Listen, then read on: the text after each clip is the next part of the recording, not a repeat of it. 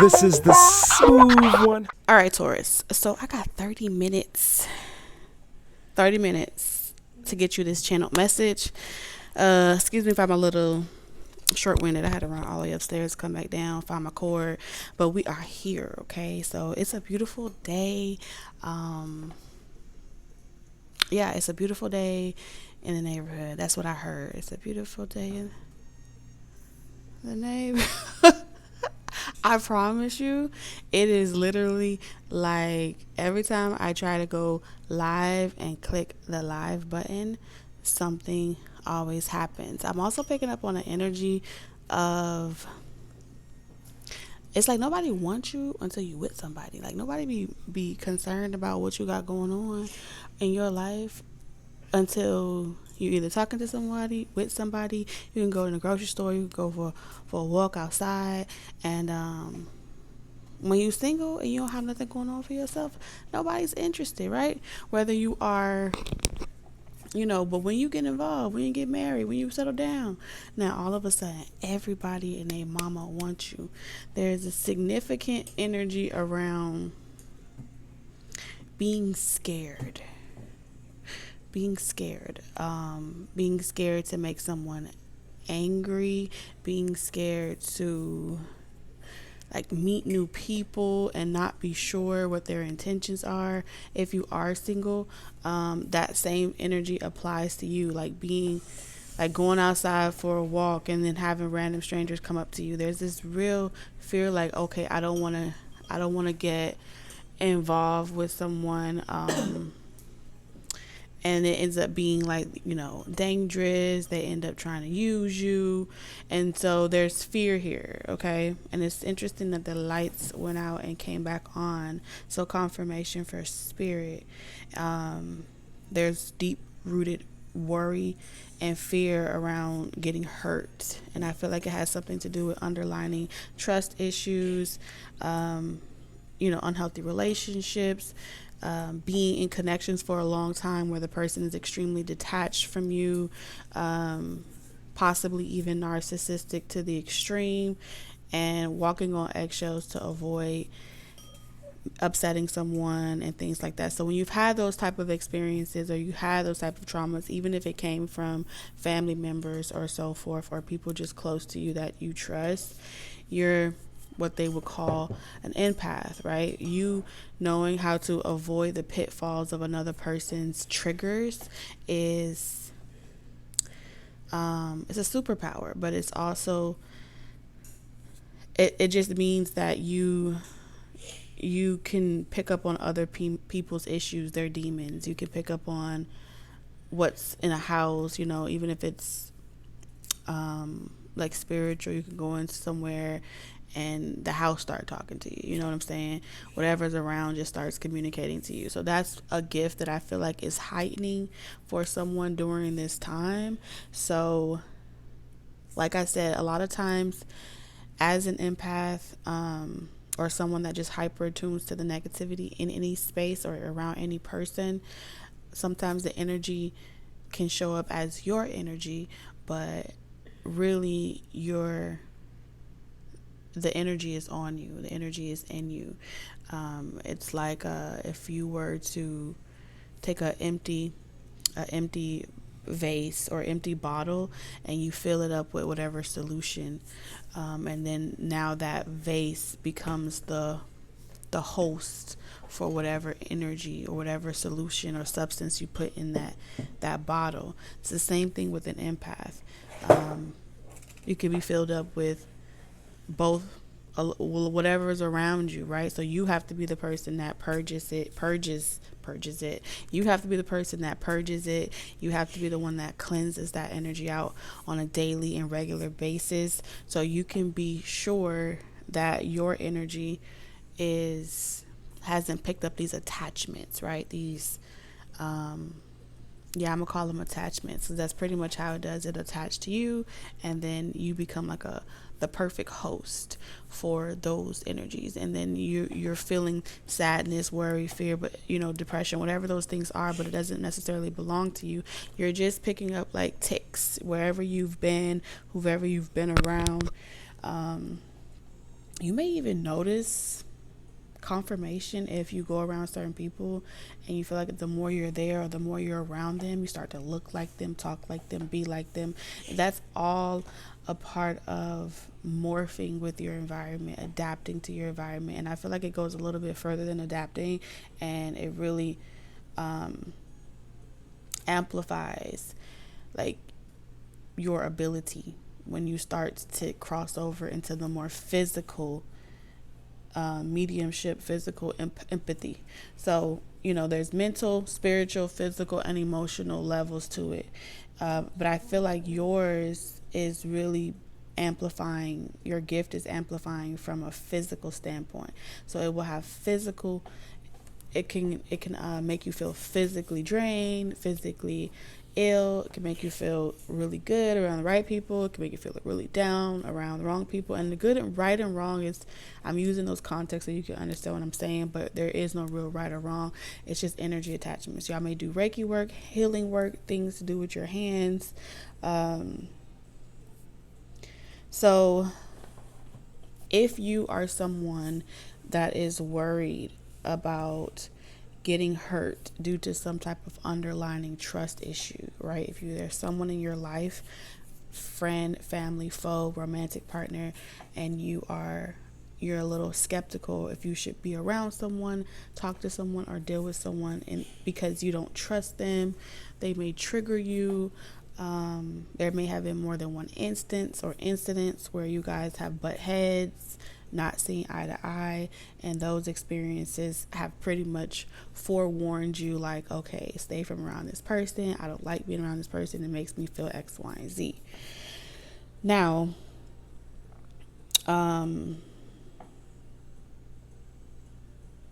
let's get the tarot. Because I do have a channel message for you as well. And like I said, every time I went to go and hit the record button, something came up, something was going off, and so there was very little time for me to be still. And so that's another confirmation. If you've been feeling like you have so much busy work, or there's so many things to do that you don't really have time to really be still, and really reflect, right? Empaths need a lot of time to reflect. Let me think about it. Let me ponder on it. Let me take a second and make sure that I'm making this decision because I want to make it, versus you feeling the attachment or you feeling the energy of someone else and then you just saying yes or no, and they're actually leading or controlling the conversation. So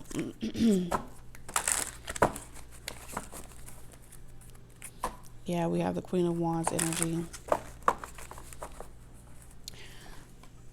Unless the universe tests a person, right? Unless spirit tests a person's character, you'll never know if that person is built for something. Unless spirit tests your character, you will never know if you're built for something committed, if you're built for something long term, if you have mastered your own personal gifts, right? And so you'll never know if you're ready for something until you get tried, okay? And it's important that you know that it's not you that's doing it.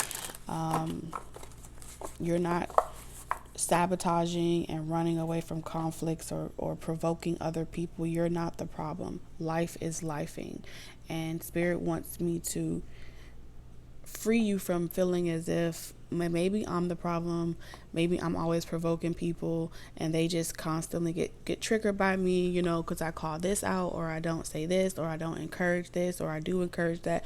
Whatever it is that you do this time around, it's not you. Spirit wants you to know that it is spirit doing it, just like the lights turned on and turned off, right? There may be a situation where somebody's lights may turn off, right? And there may be an argument around why the lights turned off, and it's completely out of your control. Let's say you went and paid the bill, and now a person doesn't believe that you actually went and did the right thing with it. But the truth of the matter is you did. You just had absolutely no control over the lights going out. That's the kind of example situations that I'm tapped into. So it may create arguments, conflict. You guys may have unnecessary bickering, and it's like blaming each other and so forth like that. And you could try everything to dot your I's, cross your T's to avoid an accident, avoid these types of pitfalls. But you need them, okay? We'll never know what you or someone else is capable of or what they're built of if they aren't triggered, okay? So it's like you could try all you want to avoid these accidents. You can walk on eggshells. You could try to prevent hurting other people, say the right things, be politically correct. Please, please, please. It's like a people-pleasing type of, thing, but you can't please everybody. And I feel like that is the gist of it. As much as you try to avoid it, Spirit is saying, we're going to make it imbalanced. So these situations will find you because you're trying so hard to make it perfect or make it right. So you got a metamorphosis occurring, which means you're in a caterpillar type of stage of this could be maturity, development, could be developing a gift.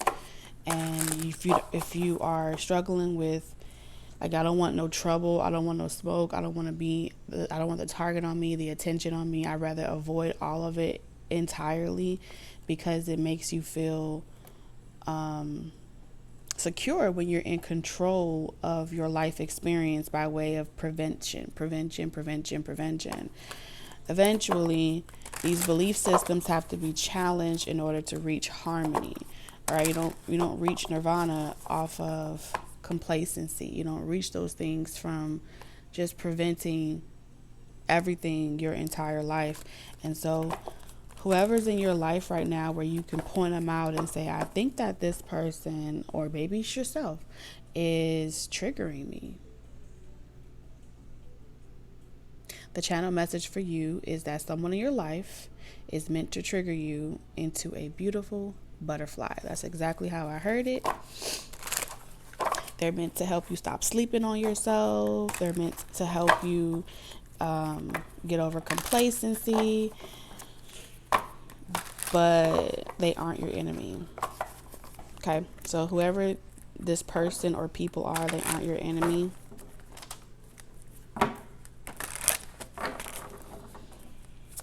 All right, let's see.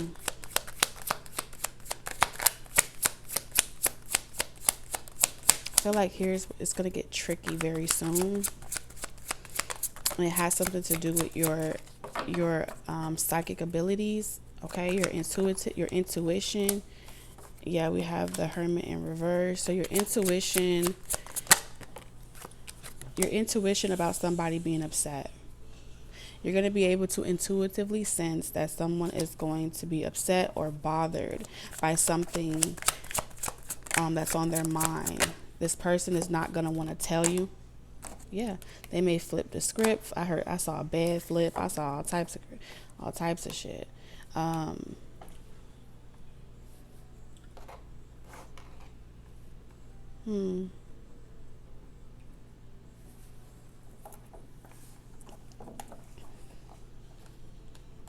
I saw something being flipped out your hand because she's holding something in her hand here, so something may get flipped.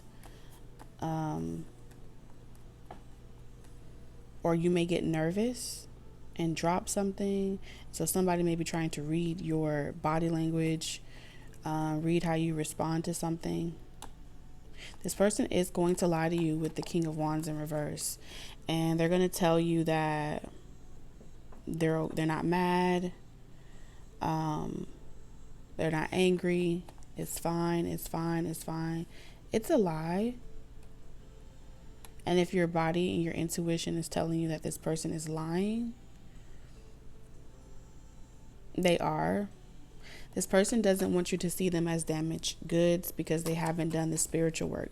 They already feel like they're not on your spiritual level as far as your stability. They don't really have a lot of control in a situation, and that makes them feel insecure. That makes them feel unsafe.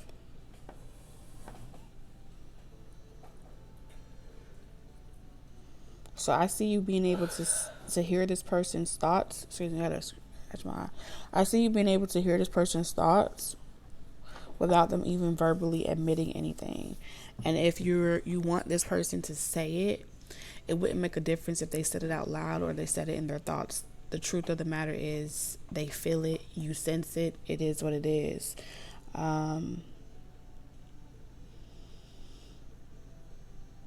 But this is also where your transformation happens, right?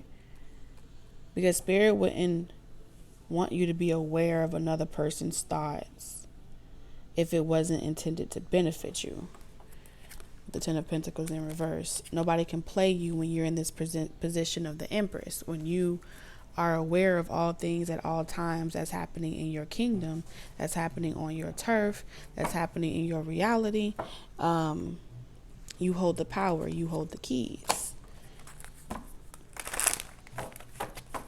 I feel like you're ascending to an Empress state of mind. Okay, and an Empress state of mind is that's definitely like wifey material, but that's the nurturer, that's the homemaker, especially with the Queen of Pentacles, the creator. You make things real. You turn you turn a home into a home. You make a chair real because people sit on it. You know what I'm saying? You attract. The Empress energy attracts. Your routine, your daily habits is beneficial. Okay? And as long as you're sitting in this position of the Empress energy, your Empress energy is always going to require that nothing less than an emperor is occupying this space in the vicinity with you.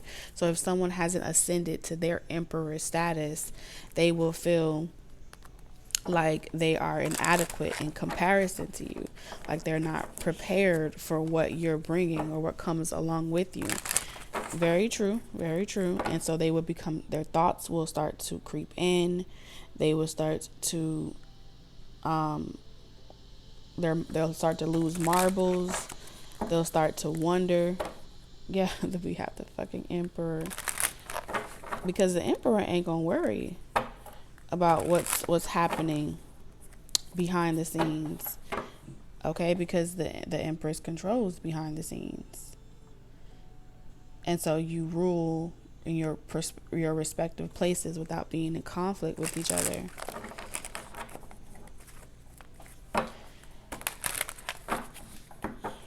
Some of you guys have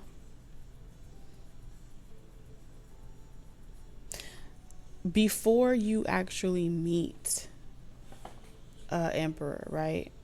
An emperor, not status, but a evolved, mature person that's walking in their emperor energy. Source, God, the Most High, will fill that seat and that position, and will not move out of that seat or that position until someone is worthy for that seat or that position in your life, so you can continue attracting and you can continue co-creating with God, co-creating with the divine. And so that position is always taken. Okay, you always have a Jupiter, okay, a spouse. You always have a Venus. Do you get what I'm saying? If you guys are into astrology.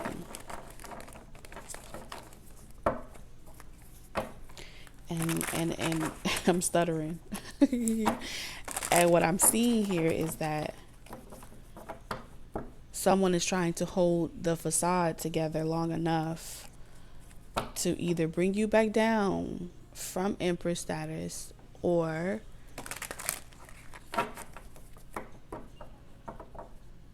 be that space filler. Okay, be that space filler for the physical absence. Yeah, the space filler. Physical absence of someone that hasn't matured, evolved, or awakened to their emperor energy. Okay, because the King of Swords energy is pretty much saying that someone is detached, so detached from their human experience that they haven't quite put two and two together of who, where, or what they're supposed to be doing, because they have a one-track mind. And like I said, even though they are off doing whatever they're doing, you are still, your front and your back end is always being covered.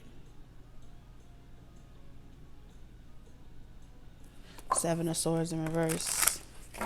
Man, someone's mask is about to fall off.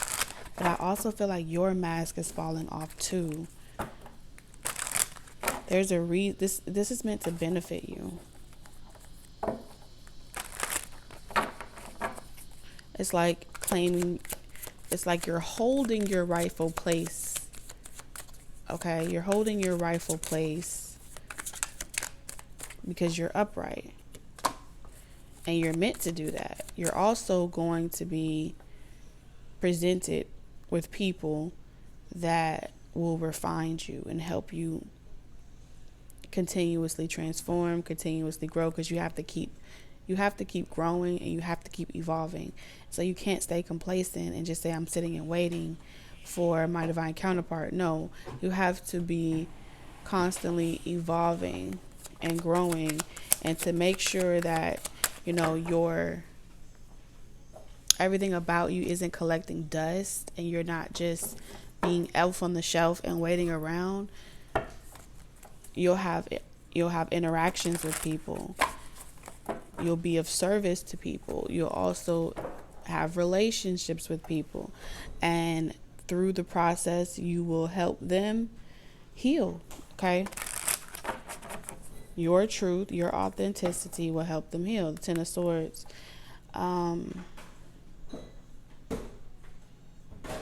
It's like they bring you pain and then you repurpose it.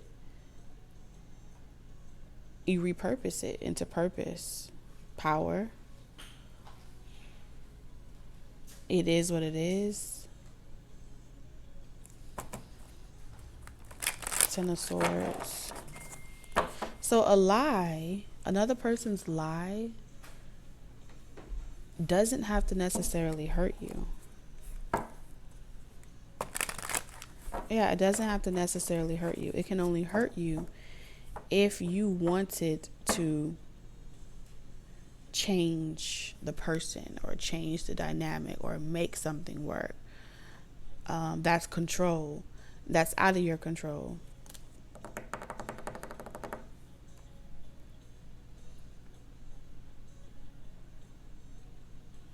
Have you ever seen The Umbrella Academy? If you haven't, spoiler alert. In season 1, 5 had pretty much fast forward and traveled all the way to the end, the apocalypse, right? And in the end, he was there for like 45 years. And while he was there, he was in love with a mannequin. And it benefited him because it helped his sanity. It helped him stay alive, survival energy, right? And so in the absence of nurture, he found something to occupy that space as he continued to give himself something to work hard towards, which was trying to figure out how the hell to get up out of that and get back to his original timeline. Long story short, he knew it was a mannequin. Okay? King of Wands and the Emperor and the Hermit in reverse is like a mannequin. You know that the mannequin can't talk back to you, but you can talk to it all you want. You see what I'm saying? The same concept here. You know someone may never take accountability or never be able to see things from your perspective, but you're not meant to try to make them with the Queen of Pentacles in reverse. Like shining the furniture, like maintaining the house, loving it, nurturing it. They come with it. Do you see what I'm saying? It comes with it. Look at this. The Devil, the World in reverse, and the Magician. With the Empress. Someone's very territorial, possessive, obsessive,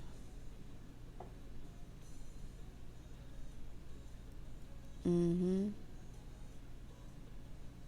I feel like this is someone else's demons that they haven't been able to figure out how to tame. They haven't been able to figure out how to tame their own demons, their own thoughts in their own head. And so they are governed by an outside force, whatever force that is, whatever thoughts come into their head, whatever triggers they have, and they are easily manipulated, easily controlled, reactive. This is also energy where a person would respond to situations reactive normally, and their way of controlling that demon is to either drink it away, smoke it away, distract their mind, escape into, like, it could be video games, or in an extreme sense they may just leave, come back whenever they feel like it. That is all a part of someone's coping mechanism when it comes to their own, not being able to. I think somebody wants you to accept their demons,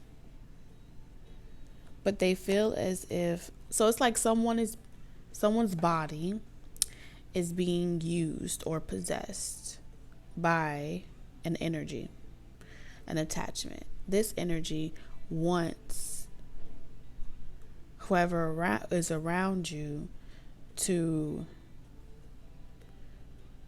siphon your energy, but they haven't been able to successfully siphon your energy through this person. They just get, caught up in a loop. They get caught up in a loop.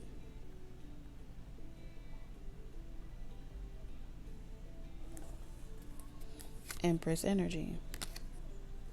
And that's the belief that I was telling you so there's a belief that has to be challenged. For some of you guys, for majority, that felt very specific, but for majority of you, it feels like with the Empress and the Eight of Swords, like a rite of passage. I feel like it's your turn to hold this seat of position as the Empress in someone's life. And because the Queen of Pentacles is like the next thing is, the Empress.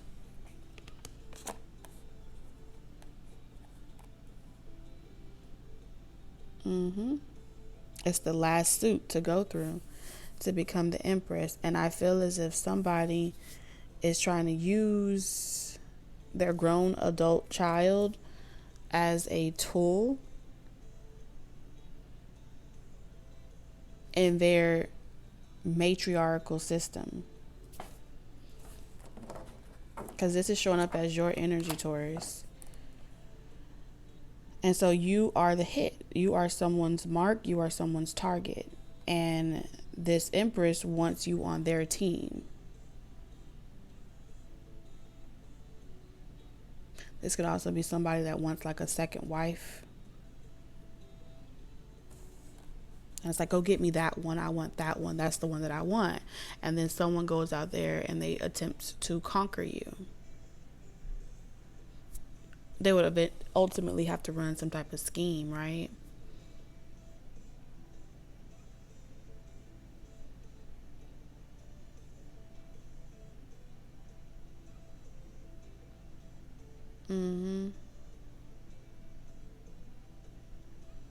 But you're so focused on whatever it is that you're tending to, all of these things are going on around you. So someone is staging a coup from within.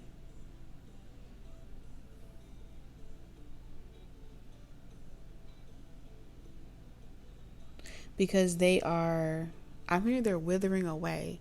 Their influence is withering away. Normally, they would be able to trigger this person to treat you a certain type of way, but their influence is withering away.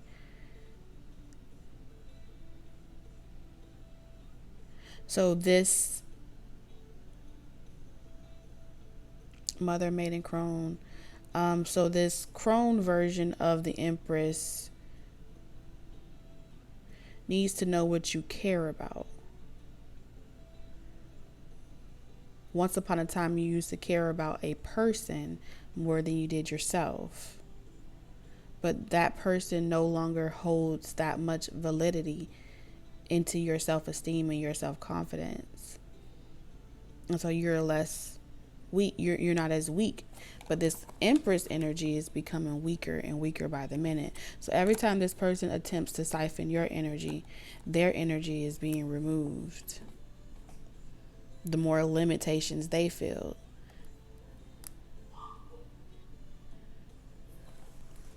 Yeah, tower moment. It's being reversed. So someone's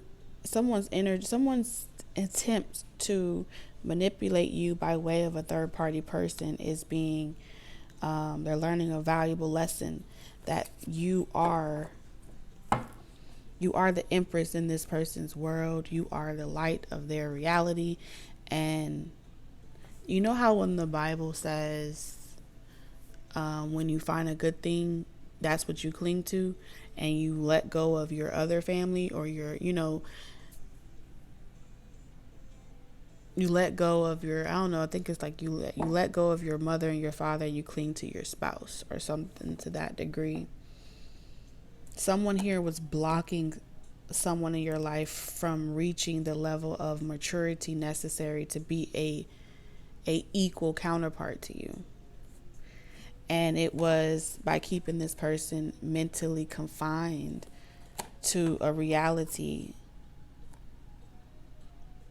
that's so restricted and so limited, to the point where they would even do you a certain type of way. They would cause harm to you, hurt you, in comparison to whoever was the one in control. Because even if this person was well off for themselves, the person that really wore the pants could have been this person's mother, grandmother, yours even. This could have been both ends.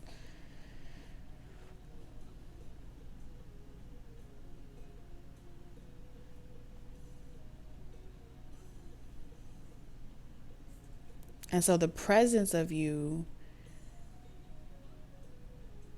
is making someone more confident, is making them more resilient. And so their influence on this person is wearing off terribly. And everything that the more this energy, this demon is unable to feed off of you in any capacity, especially spiritually. They want your mind.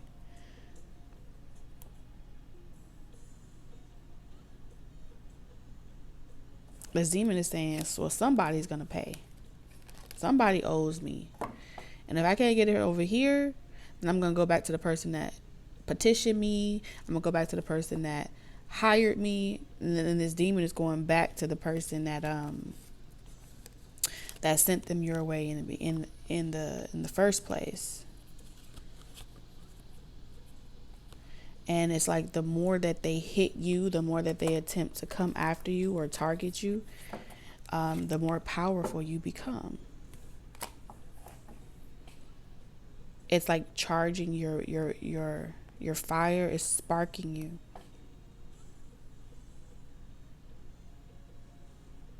There's a lot of dynamics happening, and it's not just romantic, but that's the strongest storyline that's coming up. There's also an energy of someone that's going to be your own mother trying to be generous to you to get you to commit to whatever program they believe in. This is also energy of converting you, attempting to convert you. Hold on a second. All right, so we're about to wrap this up. What they want from you, okay? They want your inner child. Your creativity, your inner child, your essence, okay? You are like spiritual essence out here. Your essence out here is it's off the charts. It's radioactive. It's something that it's abundant. That's what they're saying. It's abundant.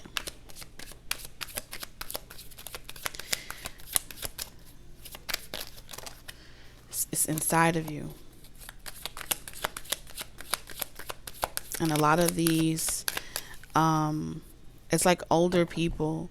I'm not saying in age. I'm talking about this has been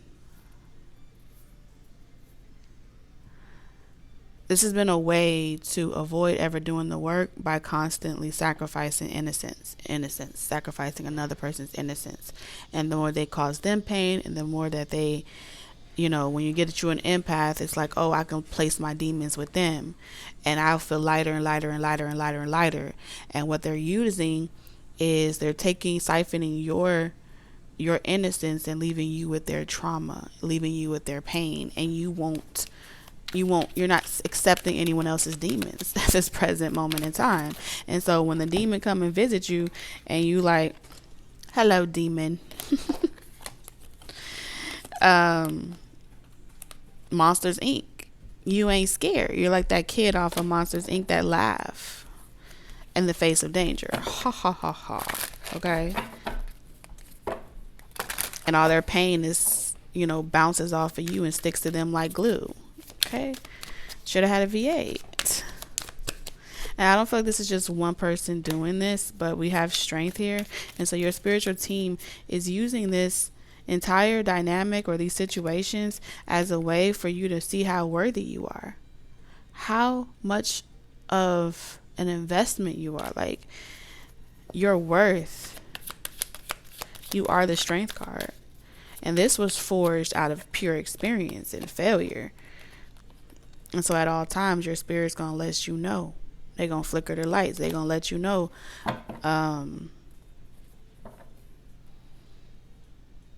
the intentions of the people around you. And when you find one demon, it's always another one that comes around. And so they're everywhere. 777. But they won't be able to stick. It won't stick.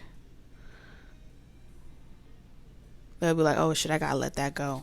So what you need to know is that you're always going to come across people that want to try you, that want to test you, that want to see what they can get away with you. And then when they get that premonition or that inclination of what will be coming back to them, what would happen, what's going to manifest from doing such a thing, they get a warning. It's like a warning shot. They get a warning shot. Because even though it may appear as if you are not spoken for, you have Archangel Michael, you have a lot of soulmate energies, okay? You have an empire, a community. And so these are situations where even if it appears as if the king is away from the property, away from Pride Rock at the moment, they'll be back. And they'll be like, oh yeah, this ain't gonna work. This ain't gonna work because this position is already filled. And I feel like if you are not in your, I'm gonna call it kingdom, divine unions and so forth like that, the only person that fills that space for the empress, the true empress, is the divine. Okay? Intellect, wisdom. You spiritually covered. So let's get your closing message. I don't think you really need to do anything, so we don't really need to look at this oracle deck. It's just like it's not even a heads up. We have harvest. I was talking about harvest. 44, gathering of blessings. The priestess of the harvest the priestess of the harvest gazes at the ear of corn with great reverence and appreciation for this sacred sustenance. The cause, the seeds, along with the effect, the nourishing food, coexist right in her hands. A tribute to the bounty and blessings of Mother Earth. The priestess knows that her own efforts and intentions are part of the ongoing abundance that nature provides. When you receive this card, you are being put on notice that your harvest is coming. There is a project or goal to which you have devoted much effort and attention, and you are about to reap the rewards. You have planted your intentions with care and taken the action needed to tend the seeds and cause them to thrive. So if you haven't already seen the fruits of your labor growing in your life, be aware of the potential bountiful results about to come your way. And if there is some work yet to be done, consider the best course of action and make that a priority. Remember to this I think it's what the freak. Okay, remember to I think it's the simonality.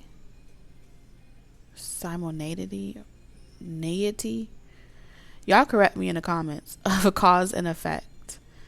Even as you are harvesting the blessings of past actions, you are planting the seeds of future outcomes. So as you ready yourself for the coming harvest, also know that your sacred appreciation for the gifts you're receiving will be seeding the energetic fields with even more joyous results. Affirmation: I work joyously on the goals that I am planting now, and I appreciate all the support and sustenance that the universe has to offer.